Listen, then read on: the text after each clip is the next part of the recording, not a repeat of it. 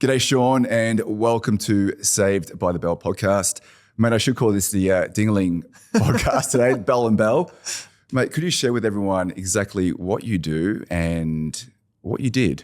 Thank you, mate. Yeah, long lost cousin. It's nice to finally meet in person. You're the better looking one. Yeah, I don't know about that. I'm a Keynote speaker and online run and strength coach. So this has all sort of come about over several years. I ran around Australia last year, and that was a 6.5 year goal to get to that point in being able to achieve that. I averaged 84.3 Ks a day, I think it was, just under a double marathon for nearly 6 months straight. Yeah. That's crazy. Mate, it was cooked.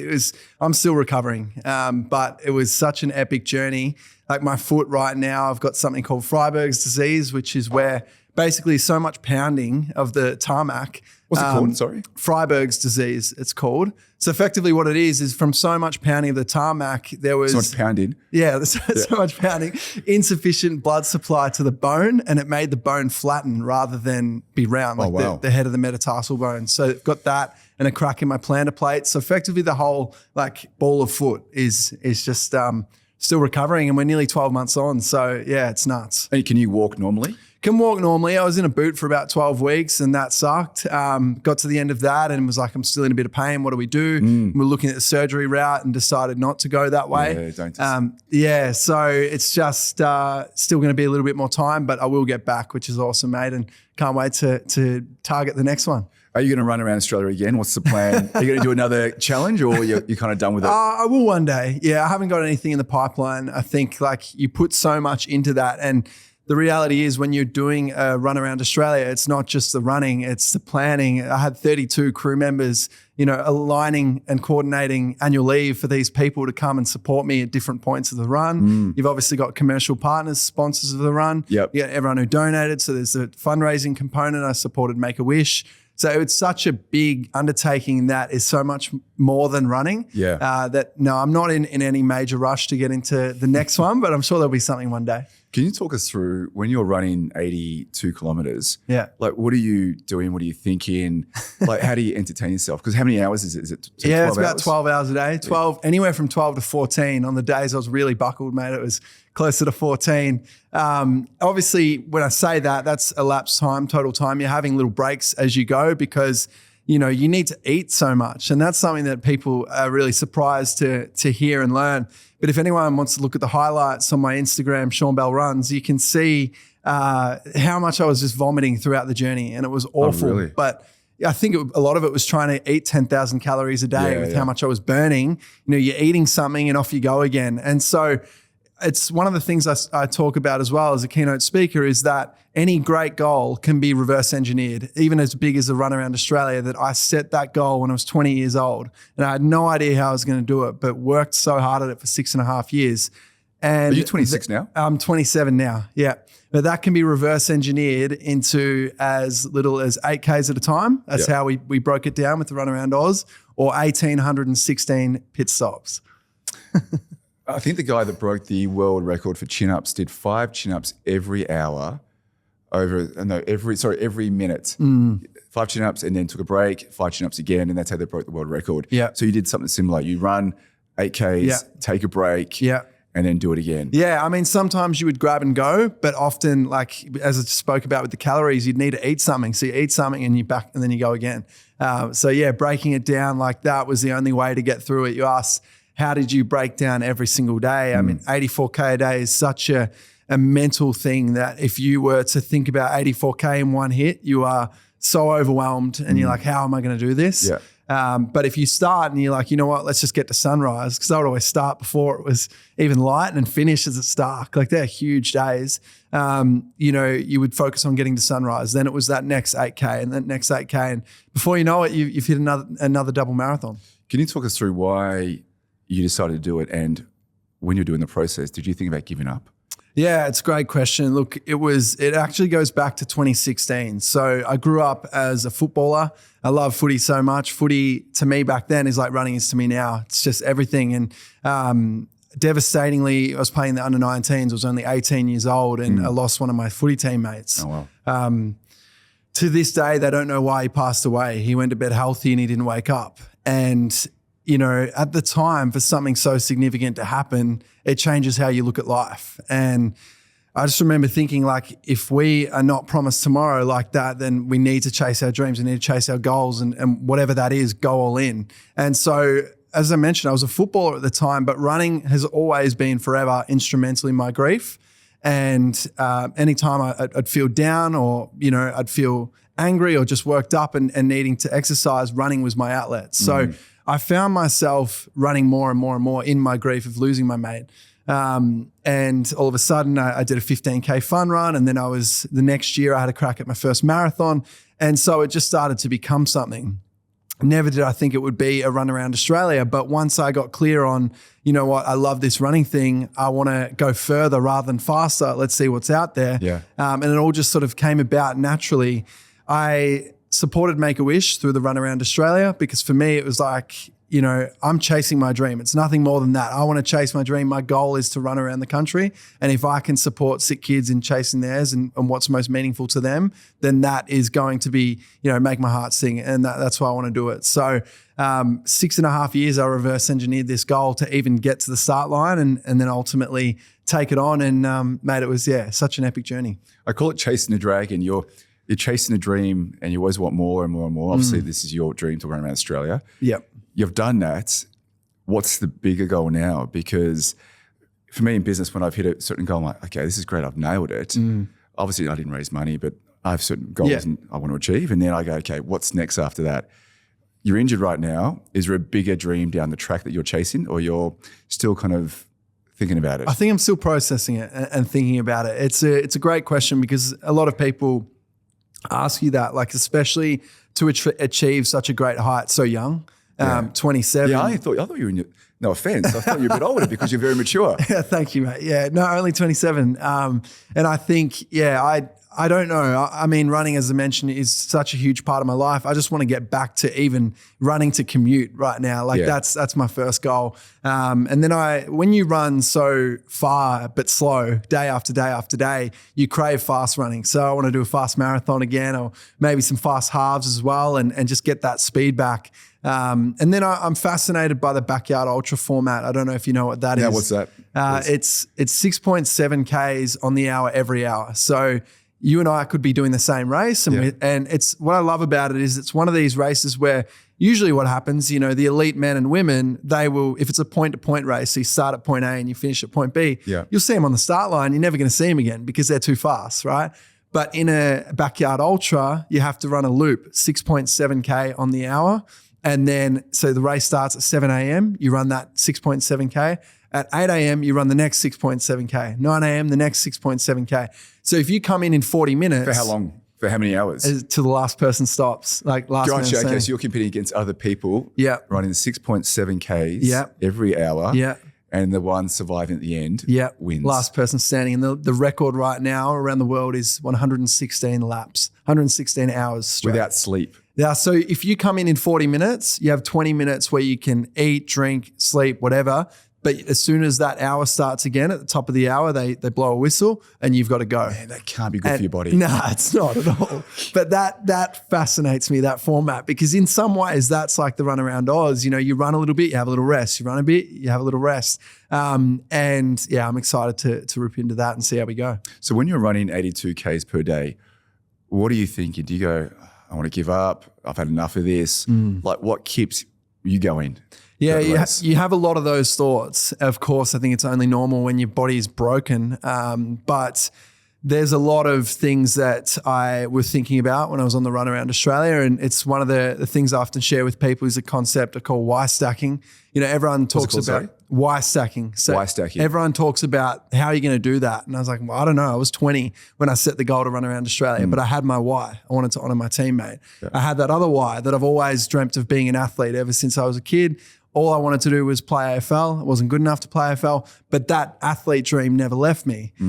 So, you have strong reasons why like that, and it's incredible how much you can do day after day. You then obviously add the charity component. Like I knew that I was out there and making a difference. all I had to do was look to the left or right of me and see that I've had, close friends, partner, whoever it may be, give up time away from their loved ones, their work. And I'm like, well, you're making this dream happen. This is my role. Just fucking get on with it. And so I had to really just suck it up a lot of the time, because it is really hard running around Oz and running 84K a day. But I think that understanding that it's all part of the journey, and you do it as an ultra runner because you love the pain and you want to see how far you can go. Yeah, definitely. This is probably a random question, but when you finish the race, so you've not finished the race, but you finished that day, do you jump in the car and sleep, and then the next day you've got to start from the same spot? Yeah. Or do you go to a hotel for a night and then have a nice sleep and then go back to the same spot? How does it work? You could go to a hotel. There's no rules against that. Effectively, you spray the ground with spray paint and you get the GPS coordinates, because most of the run around Australia, I was on the highway, A1. So therefore, often there's no, that's how you mark your spot. You have to, spray the ground, get the GPS coordinates, and come back the next day to that point. And so sometimes that was pull over. If we're on the Nullarbor and there's not a lot around, you have to just pull over and sleep in a truck bay. And you better have earplugs, because that's bloody hard to do. Or otherwise, if you were somewhere that was around Sydney City or Darwin City, there's no reason why you couldn't jump into a hotel. And so, there were a couple of nights on the journey where I had that pleasure. But otherwise, mate, it was just in the side of the road in the motorhome. Yeah, nice. Were there any spicy moments throughout the trip where you go, things got to go on bad? Yeah, there was one where, and to be honest, I don't even know if I've spoken about this. Most of the time, 90% of the time, which is why my left foot is cooked, you're running into the traffic. And that's because you want to see for safety what's coming at you. Yeah, makes sense. But what a lot of people don't realize is a lot of Australia or the highways are built with a slight camber. So, they're built on a slight angle so that rain can wash off. And because I was running into the traffic for 90% of the time, my left foot was sitting that little bit higher than my right foot. So the left foot was taking all of that impact. All the brunt. Yeah. And so there was this one particular day where I was running, and of course I'm thinking, well, if I can't see a car or a road train coming at me, then I'm okay. But you're never thinking about the cars going the same direction as you that are then going to overtake and come into that right lane where you're running. Does that make sense? Yeah, okay. Yeah, I gotcha. Yeah. So I'm running in that far right on the side of the right lane, and they might be stuck behind a road train, for example, and they're going, oh, this road train's slow, I want to get around it. So then they'll indicate and go around it. But I'm, of course, I don't have eyes in the back of my head, and I'm not, really aware of that. And so there were a couple of times where, a car's got that close to me, and just that's fucking terrifying. Yeah. And so your left foot now, obviously, it was running on a slant for 100, how many days was it? 166 all up was MCG to MCG. Yeah. And did you find your body became out of balance? A little bit. Yeah, a little bit. It's something that after the run, even you see a sports therapist and get a massage and an osteo, and they're like, oh, things are a little bit out here. But it's fine now. It's the first 6 months beyond the run was so hard for me. The come down, when running is your emotional regulation. That's what you do every day. Yeah. That come down on top of just, I didn't even know the severity of my foot, to be honest, because when you're in it, you run through anything. Yeah. Like I mentioned before, I had all these reasons why, and I wanted to Adrenaline's achieve it. Pumping. Yeah. You're just going to get through it. Yeah. And when you're obviously running marathons and just running a huge amount every single day, are there any tips or advice you could give runners on how to recover fast? Because obviously you're the king of that. So it's a great question, because do you know what? I'd love to say ice bars and recovery garments and all of that, but it really was just eating and sleeping and trusting that I'd done the work in the prep. So to answer that question, just try and build up over years. Too many runners think about, okay, I can prepare for that in a few months. But it's like anything, like in business, you've got to give it years rather than months. And that was the greatest thing that happened with me. When I set the goal I was 20 years old in 2018, that one day I was going to run around Australia. How that even came about was 2017, early that year, my mum realized I was struggling after losing my mate. And she took me over to the US to see Tony Robbins. Oh, yeah. And I was 20 years old. I had no idea what it was going to be about. How was it? And Mate, it was unreal. It was in LA. And at the time I was just like, oh, all right, mum, because I was keen to get to the NBA and the ice hockey. But I said, let's just see how it goes. And if I'm here, I might as well lean into it, see if I can learn something. He shared a story about a guy called Stu Middleman who ran across the US in the early 2000s. And I was fascinated by that. And I was a footballer at the time, but something about that story stayed with me. We went back, we won the grand final that year in 2017. So that's the year after my mate passed away. I was the captain. We went undefeated, didn't lose a game, won the grand final. And despite all of that, I didn't love my footy as much that year. So that was then the thing that I realized was like, you know what? Footy's always going to be here. Why don't I look at running a marathon? Melbourne Marathon's coming up. So I jumped into Melbourne Marathon off 3 weeks of proper running prep because I was in the footy season. But you would have been fit already. Yeah, I was fit from footy, but it's different fitness. Yeah. I love that marathon so much. And then I went all in with running from there. 2018, I was thinking back to that Stu Middleman story and how he ran across America. And I put into Google, has anyone ever run across or around Australia? I then found out about Jeanette and Alan Murray-Wakeland, who were a couple in their 60s who ran a marathon a day around Australia every day in 2013. And I was like mind blown from that. So how many days it would have took them? Almost a year to achieve? Yeah, it was a year. And I thought that is just insane. Like how can they do that in their 60s? But if they can do that and Stu Middleman can run a double marathon a day, then this is possible. Yeah. Like with respect to them in their 60s, this is possible. I just need to figure out how to do it. I've got my why and I can go from there. And so I just went all in from running and became obsessed. And I think that anyone who achieves anything great, it truly is obsessed. And that's what it was for me. Yeah, I agree. I think obsession is underrated. Yeah. I think to be great at something, whether it's business or sport, you need to be obsessed. Like even when I launch a new business, I become so fanatical about it that my family hates me because I'm into it. Yeah. But then sometimes it can turn into great things. Yeah. Sometimes it doesn't work. But yeah, you've got to be obsessed. Have to be obsessed. And so that obsession, like I was in my final year at uni studying exercise science, living in Vermont, which is eastern suburbs of Melbourne, and running to Fitzroy at ACU. Oh, really? Yeah. Every day? Not every day, but at least crazy. 3 days a week. I'd drive to my mate's place the night before, drop off my laptop, Where do change you run? clothes, So food. along the road? Yeah, just running along on the road, pretty much Canterbury Road to, just can't remember the route now. Canterbury Road, is it Barker's Road near Hawthorne? Sure. Yeah, I mean, I'm living in Sydney now, so I can't quite remember. But and that was 2018. But yeah, I used to run to uni, and I just became obsessed. And so every time I was like, I had a spare moment, whether I was driving, running, I'm listening to running podcasts. I found out a story about a woman called Samantha Gash who ran across India. So she supported World Vision, and it was about 60 Ks a day across India, which in India that would have been crazy. Yeah, crazy hot and crazy, just traffic, everything. And I was so amazed by that. And then I reached out to her, and I was 20, and I thought, she may be able to help me, she may not, but just put myself out there.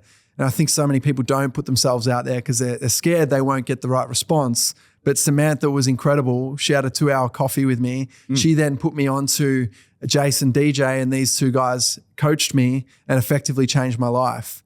Jace was that sort of difference for me from taking me from the athlete that I always wanted to be to becoming that athlete.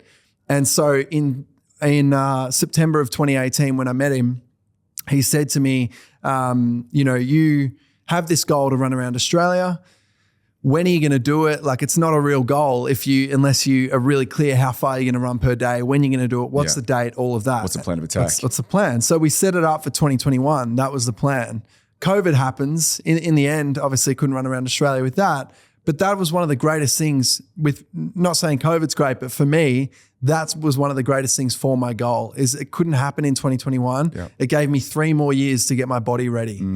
And so that's why I come back to thinking years, not months, because 6.5 years of just doing event after event after event to build up my physical capacity, but also the mental belief that I could actually do this. Yeah. And that's how I went and did it. For someone that's not happy with their life and they want to make changes, are there particular things you can recommend? Because obviously you had a turning point in your life with your friend passing. Obviously it's a little bit different, but there are things hey, I recommend you consider doing this to make a big change in your life and improve things? Yeah, great question. I think seeing a psych first and foremost is really powerful. I see psych. I think that exercise is fantastic. I think exercise is underrated. Yeah. For the mental game. Oh, amazing. Like running, I don't know who I would be without running and without training in general. I should say training because right now I haven't been able to run for the last 10 months, but training is everything to me. And if I don't train, I'm a shell of a human and I can't show up as my best self for my loved ones. So that's a big one. Outside of like exercise and then getting professional support, I don't really I'm not a big journaler, meditator, anything like that. I think that I always try to do a little bit of that stuff, but it's just having those outlets and then obviously a good supportive community around you as well, friends and family. What did you learn from Tony Robbins? I've been to one of his events. Yeah? Keen to hear what your thoughts are. Which one was that? It was, I'll tell you actually, it was Unleash the Power Within in 2017. Wasn't for me. Yeah. And the reason, I'll tell you, I think one-on-one or a small group, he would be fantastic. Like he's the best in the game. And that's why he's making probably $500 million a year income. That's a guess. But in a large audience, I didn't get much value out of it. But I can see why people would. So what did you get out of it? Were you were already like by 2017, I guess you're far along this journey. I just sold a business for a big chunk of money. So I probably was a bit more, I'd say more advanced. Yeah. I think again, I haven't been there, but from what I hear, he does an event called Business Mastery, which is probably better for people further along. I think a smaller group, he would be epic.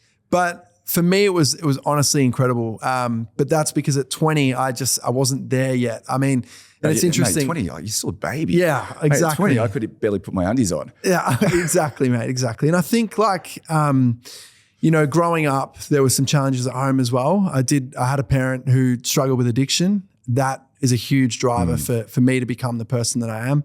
I talk about wanting to honor my teammate, talk about wanting to make wishes come true, wanting to be the athlete I always dreamed of. I mentioned before Jace changed my life, Coach Jace. I didn't mention that in 2022, he passed away as well. So I've had a lot of loss on my journey. All of these things, there's your reasons why. And so in the moment when you're running around Australia, it hurts a lot. Yeah. But it was thinking about, that first reason why, then the second reason why, third reason why. And it just drove me every single day to take one more step. I think when I went to Tony Robbins, it was such a huge thing for me because probably growing up, I was more in that victim mentality of why me, and then you experience something like that and you're like, holy, I'm the reason, I'm the person I am because of everything I've been through. But I think it's a lot of society. A lot of people blame others for their position in life. Definitely. And it does my head in, but it also, I'll be honest with you, it's kind of law of the jungle. The people who don't believe that rise to the top. Definitely. If you claim to be a victim, you're always going to be a victim. If you take it on board and say, yep, I made a mistake, I fucked up, I'm going to fix this, resolve it, you're not playing the victim and you'll make the most out of life.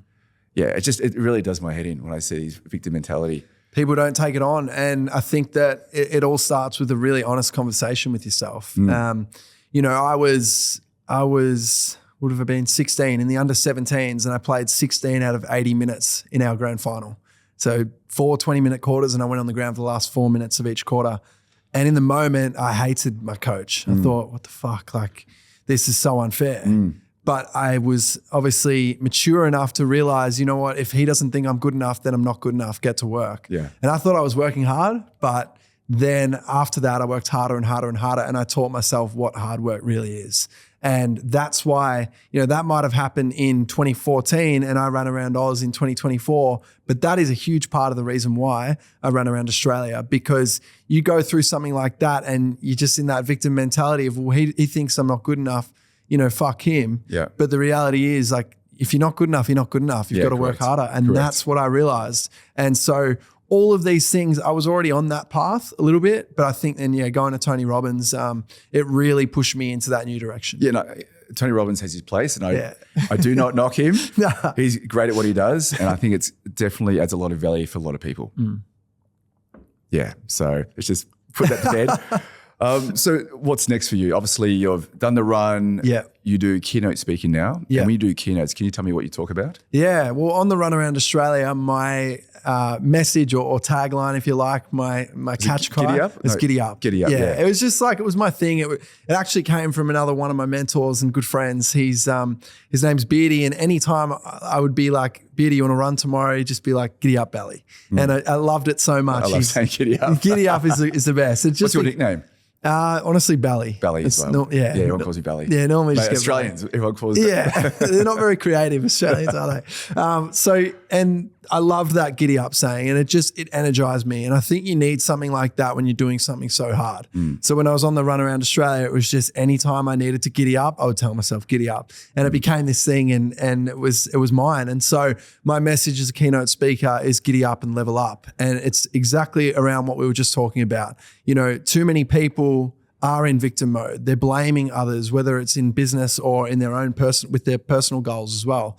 And you really just need to giddy up and level up. And so for me, that was taking extreme ownership. I'm not there yet. Maybe I'm not as good as my teammates. I need to work harder and I need to work smarter. So I need to talk to the right coaches and all of these things to become a better player. Where 3 years later, I became the premiership captain. And 7 years later, it was the Run Around Australia. So giddy up and level up is about going to that next level, and it's ultimately raising your standards. Do you find it's hard to change the mentality of people if they're in victim mode? Yeah. And if it is hard to change, do you have any tactics to help them change, or it's just they've got to do it themselves? Yeah, they have to. I think that that's what it comes down to. You can share a key message, and if people are ready to hear it, they will. If they're ready to take it on, they will. But if they're not, they're going to stay where they were. And so I think that there's certain things that you can share. Like one of the biggest things is being vulnerable with people and telling them that I wasn't always this athlete. Yeah. Because the second I go on stage as a 27-year-old, you know, and the person introducing me says he's a world record holder, he's run around Australia, he's a keynote speaker, he's 27. They're like, well, fuck this guy. Like we can't connect. Man, I assume you're 35. Yeah, we can't connect with him. Jesus, I could be his dad almost. Yeah. And so it is a bit like that. But, then you have to level that playing field. Yeah. So I share that, life was tough growing up. And as much as I had strengths, I had weaknesses. And I'm just like you in the audience. And then, then you share that you were benched in your grand final and that you weren't picked. And that drove me to that next step. So sharing these things is a big part of my story because it's the truth for one, but also that's what then makes people go, okay, I get it. Yeah. You mentioned weaknesses. What weaknesses are you working on at the moment? I think... and I have plenty. No, of course. I have plenty. Me too. I think... And I can start if you want. Yeah. I'm trying to be... So every night at dinner now, yeah, we go around the table and we say, what are we grateful for? Yeah, love that. Because my issue in life is I'm always wanting more. Yeah. And I never realize what I have right now. So I say, this is what I'm grateful for. And this is who I appreciate. Because I'm always on my phone, chasing the dragon, more. But when is enough? And that's one thing I'm working on at the moment. That's a great one. I think I'm similar in that. I think anyone chasing that big goal, as we said, business or an athlete, you just move on to that next thing. And I think for me, a weakness is trying to, break things down. Like I had this goal to run around Australia and I could dream the goal, but it took so many people supporting me to then make that happen. I need to get better at breaking things down and truly understand, like, how do you want to get to point B, but how do you get there? Yeah. I can dream the biggest things and clearly, make them happen. But that's something for me that I need to do. I think that I always try and fit way too many things into my day, and I'm still struggling with that. But I mean, there's probably plenty more years to still struggle with that. You're only 27. Yeah. You mentioned you had a team behind you when you were running. How did you bring everyone together? And that's a skill in itself. Yeah. How big was the team? Well, as I mentioned earlier, we had 32 crew members over the run. So how I did that was like... And they're volunteers, I presume. Yeah. So I had people from Melbourne to Sydney, Sydney to Brisbane, Brisbane to Townsville, and it continued like that all the way around. So I ran in an anti-clockwise direction. People gave up as much time as they could. So there were some people who gave up a week and there were some who gave up 7 weeks. Like it was amazing, the different contribution from people. I had 2 motorhomes. So that was a key part of the logistics is like you need that second vehicle. Vehicle B could be used to go into town and pick up groceries while the other one was just leapfrogging that 8K at a time ahead of me. So yeah, I think that the team really just bought into my mission. I mean, a lot of it was, they're probably sick of me talking about it for 6 years. Like, let's help this guy. Yeah. But they truly obviously believed in, one, the cause with Make-A-Wish, but two, if he thinks he can do it, maybe he can. He just needs people to back him. And, you know, there were so many events that I had to put in my training to then be able to achieve this goal and to prove to myself that I was ready to run around Australia. And I think when people see you tick that off, they're like, you know what, okay, maybe he can do this and why not let's be a part of this. So, you know, back even at 21, I ran 50 marathons in 50 days. Then At 21? Yeah, 21. Oh shit, you kept that quiet? Yeah. That's part is that in part of the Victoria journey. or That was, just different events for my mate Joey. So my mate who passed away, I spoke about before, I called the campaign Jog for Joey, and that's where it all sort of started. Beyond that, I then, have done several races in the 24-hour format. 2022, when COVID happened in 2020 and 2021, and it was clear that I didn't have the resources yet to run around Australia, I thought, well, what can I do? And so I ran from Cairns to Melbourne. That was a self-funded trip. What? Cairns to Melbourne. Why would you do that? No, I couldn't think of anything worse. Yeah, honestly. That's great, mate. I'm proud of you, but that's fucking crazy. Well, because I knew that, one, I needed to prepare You're physically, like Goggins. Obviously, mentally, Dave Goggins. logistically. Yeah. And I think I learned so much from Cairns to Melbourne that was such a blessing to then be able to run around Australia. You did that under the radar. Did you raise money? I did. I raised money for Make-A-Wish again. Okay. So raise 100K in 22 and then on the big lap, 177K. But I mean, this is just me and a few mates, like a small team having a crack, and they were obviously support crew and I was the runner. And that was such a big thing for me because that was then the opportunity to be like, well, obviously running around Australia, there's a big investment in that, even to be able to do the run. Yeah. But by being like, here's my running resume, businesses then were like, you know what, I think you can do this. And so that was such a great thing. That's, to be able to run around Australia, it was a real team. And I say that team being the support crew and team being the sponsors who supported the run as well. How much did you raise? Couldn't have done it without them. Raised 177K in the end for Make-A-Wish. This was like the run around Australia, did the best we could, obviously, from a reaching people point of view, but it was such a small team having a crack. This is, me and a few mates out there, as I said, all volunteers. So I'm proud of what we raised. I set the target a lot higher. I wanted to raise 1.4 million for the 14,000K that I was running. Yeah. Wasn't to be, but you know what? There's always that next challenge. I think I saw you running over a bridge in Melbourne with a massive beard. So obviously, and that's why I thought you were a lot older and disheveled. Yeah. But mate, you've raised a lot of money for a young guy. Yeah. Can you share with everyone your top 3 tips if they have a massive goal they want to achieve and they're not sure where to start? Can you give them 3 tips on how to achieve that goal? Yeah. Number 1 is focus on your reasons why. That's how it all started for me, right? I was like, I want to honor my mate. I want to be the athlete that I've always wanted to be. And through that why, that then gives you the momentum to put the next steps in. So because I really wanted this goal, that was what gave me the courage to reach out to someone like Samantha Gash. So get clear on your why. Number 2 would be... So just clarify. So I want to start a business. My why is I don't want to work for the man anymore. Yeah.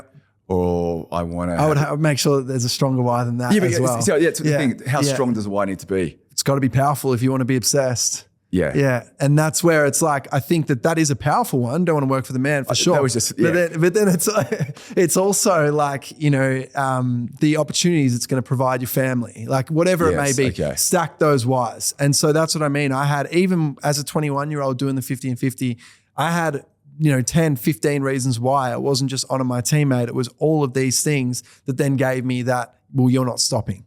And so for anyone chasing that goal, number 1 is understand your reasons why and make them so powerful that you're then going to put the work in.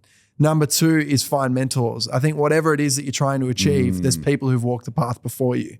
And as I mentioned before, so many people are scared to ask for help, yet you also need to remember that they didn't get there without help. Yeah. So what I've found from my experience is if you put yourself out there, most of the time they can help in some way. Maybe they're extremely busy and they can't help directly, but they can link you to a podcast where they've shared these tips and tricks that you're looking for, whatever it may be. But find mentors. And then number three. Just to touch on that though, I think people underestimate the power of mentors. Yeah. In my early days of business, I thought I could do business without mentors and mate, did I make so many mistakes? It was crazy.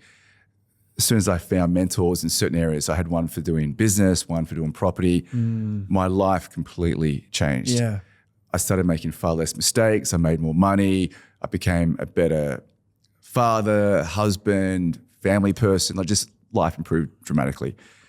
To those listening, I recommend everyone gets a mentor or mentors in certain areas of their life. Definitely. And I agree with that. It needs to be in different areas of life, right? Because I've dominated the athletic areas, maybe left some other areas that need work. Number three would be tell people about your goal. You want to solidify it, you need to tell people. Now that I put a caveat to that. It doesn't mean you need to tell the world you're going to run around Australia or whatever. Yeah.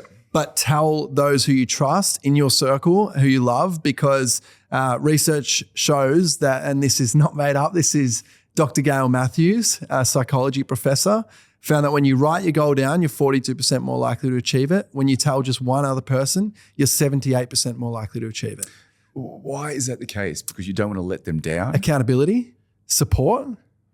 Like I couldn't have run around Oz without support. So I needed to tell people to get that support. You're making that goal, like people latch onto their goal and they make it, running around Oz, effectively we were a team. So it becomes, you unify, you become one goal. I think it's such a powerful thing that people don't do enough.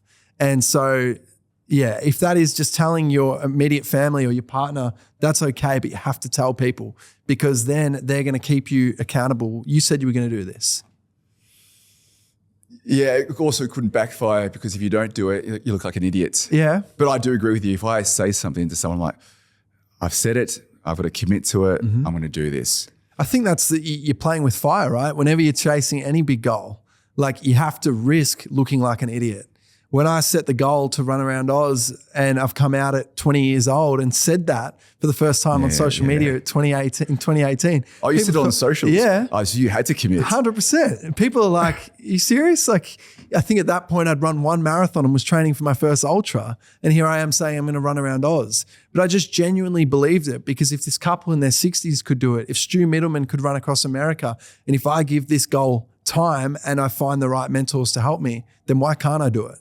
And so that was a big step, but I was risking looking like a failure in order to achieve that goal because coming back to the reasons why, number one, the goal meant so much to me. And so I was like, you know what? I think whenever you're chasing anything big, you have to be risking it. And that's how I was able to pull it off. At the start of every year, do you write down your goals? Yeah. You do? Yeah. Okay. And this year, are you on track to hit your goals? Yeah, in areas. I think that it's something that I'm learning. Like I ultimately, in my last 6-7 years to prepare to run around Australia, I worked as a personal trainer, but my number one goal was getting ready to run around Australia. So I was almost training like an athlete, but not being a full-time athlete. So that comes with consequences. You're sacrificing a lot when you need to train 3-4 hours a day and you're not earning income to be able to do that. Yeah. But that's how much this goal meant for me. Now you talked about mentors in different areas. I'm only now getting mentors in business and different areas teaching me, you know what, you don't write your goals just at the start of the year. You have Q1, Q2, Q3, Q4. And just like you reverse engineered running around Oz, you have actions that you need to tick off every day. Yeah, agreed. And that's how now I'm moving into that space. So, you shared, or you asked earlier, do I have any big goals that I'm working towards right now? There will be an athletic goal, 100%. It's as I said, you can tell us, what is it? Oh, mate, I don't have it right now, but there will be. Like, it's just who I am. I want to run to my own funeral. Like, I want to run forever. But I think that right now, when you put so much into one area of your life and then you have to have consequences and suffer in other areas because you're trying to live a life like a professional athlete, but you're not paid like a professional athlete, right now my focus is on my speaking, my run coaching while I'm healing my body. Yeah. And then I'll look towards that next goal, whatever that is. What I do with my goals every year is I write my goals down on my laptop, and then my screensaver lists all my goals. So every time I open my laptop every single day, I can see what I have to achieve. Because prior to that, I write down on a piece of paper and then I'd lose it or put it away somewhere and never see it. Yeah. Every single day I see exactly what I have to do. I'm like, okay, this is what I do. Come on, go for it. And I find that works really well for me. That's powerful. Yeah, Yeah, I like it works. It works well. So mate, really very interesting chat. Super impressed with your work ethic and just what you've done. And looking forward to seeing what you do next. You're only 27 years old. You should go in the business. Mate, you'd be a great business guy. Thank you, mate. Any thoughts about doing a business yourself? Yeah, I've got my own business, which is Sean Bell Run Coaching. So that's what I'm doing right now, which is ultimately sharing my expertise in running with other people. But in terms of, creating something bigger than that, I'm not sure. I think I love the flexibility that comes with that, working online so that I can also travel and do my keynote speaking as well. That's important to me. But no, I'm always keen to learn, mate. As we mentioned, mentors, are a huge part of the journey, and I'd love to meet people who are doing well in business and take that next step. Nice, man. One last thing, actually. You've got an injury in your left foot. Yeah. Have you looked at peptides? I'm a massive peptide guy. Have you ever considered peptides? No, I haven't, no. Okay, we can discuss it off camera. Mate, thanks for the chat. I do appreciate it. Thank you, Nick. Cheers, mate.